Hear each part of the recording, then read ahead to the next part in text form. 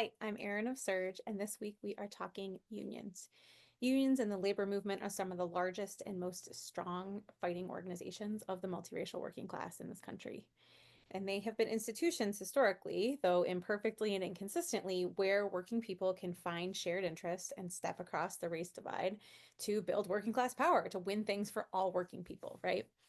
And there's definitely a strand of labor movement that has done this in very, very race forward ways, right? In 1946, for example, the CIO, which was the more progressive wing of the US industrial unions that merged eventually with the AFL-CIO, launched Operation Dixie, which was a 12-state campaign to organize multiracial unions in the South, and it sought explicitly to undermine Jim Crow. While that campaign did fall short, it was one of the movements and pieces of infrastructure that trained up organizers who went on to launch the civil rights movement of the following decade.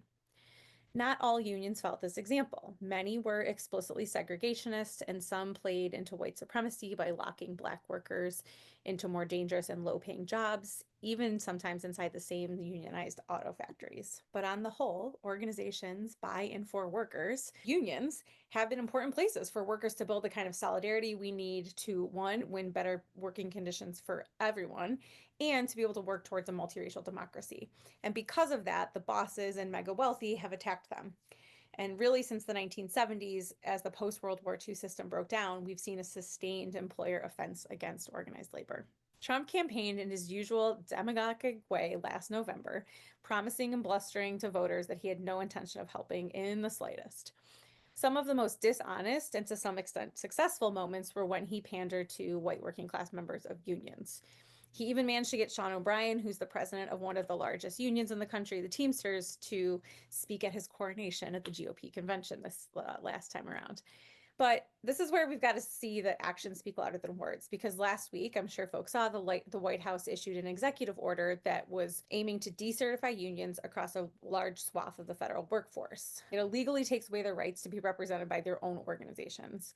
And like we've been talking about for weeks on this series, it's another huge overstep and lurch towards authoritarianism.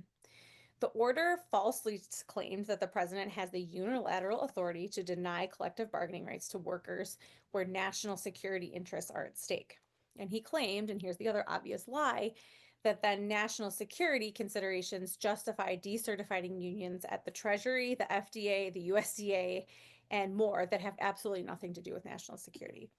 So the real reason that the administration did this, they're actually brazen enough to say it out loud. In their own fact sheet, the White House said one of the main reasons this action is okay is because federal workers are resisting Trump's illegal actions. In other words, they're standing up against him, so they must be smashed. Mike Podhauser, who's the former political director at the AFL-CIO, did a great piece last week, and he said that this new executive order purporting to cancel federal workers' union contracts isn't just anti-labor.